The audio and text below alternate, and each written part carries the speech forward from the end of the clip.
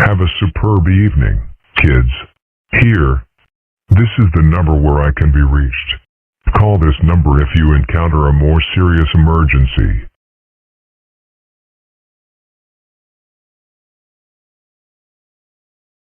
And call this number if you accidentally sneeze on Ozzy so he's Cajun style. I did that what, 3 times? So what do you want to do, Isolde? I figured we'd just watch a movie or something. My plan is for an uneventful babysitting gig. Hi, guys. That was a short-lived plan.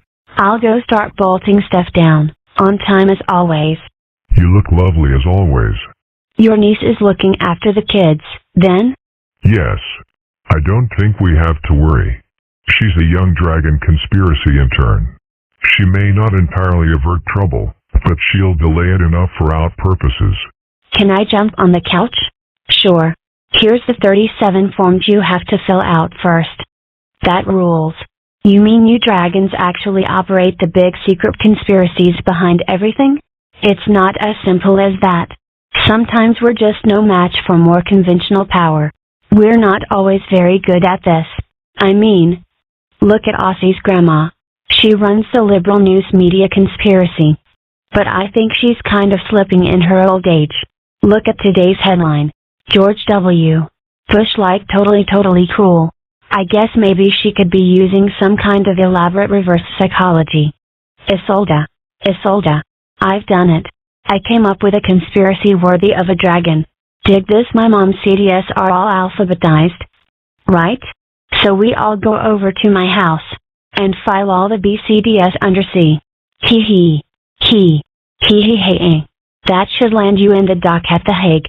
Yeah, just call me Thoroughly Evil Millie. Isolde. I've really got it this time. I'm conspiring to do something really devious. I found Ozzy's dad's grocery list, and now I'm going to change a letter so instead of soap it says soup. Ha. So, my plan will cause him to, buy soup. Maybe I should just break stuff. When in doubt, go with what you know. Do you think my mom and your dad have fun when they go out? Well, they do seem to, yeah. Dad thinks your mom is smart and interesting. And I know he can be pretty charming when he wants to be. Anyhow, enough about the eternal hopelessly bleak emptiness of the universe. Waiter, could I change that to a bucket of wine? Meanwhile, I get the feeling sometimes that you're full of stories I haven't heard yet. Probably. Most people are, I suspect. Well, let's hear one. Any one in particular?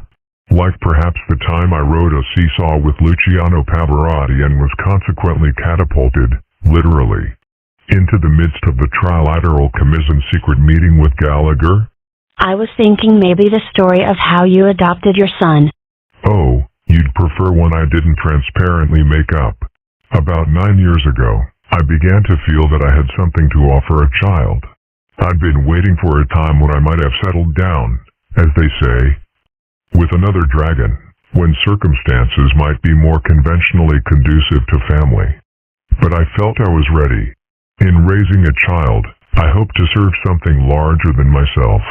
At this point, allow me to compliment you on your restraint in not telling me that nothing is larger than my posterior. I didn't want to interrupt. Besides, I like your pear-like shape. Convinced that raising a child was the best thing I could do, I set about convincing the authorities. Now, eccentric, sporadically employed single men are hardly the darlings of the adoption establishment. So, I had to summon all my powers of reasonable persuasion. You are getting very sleepy.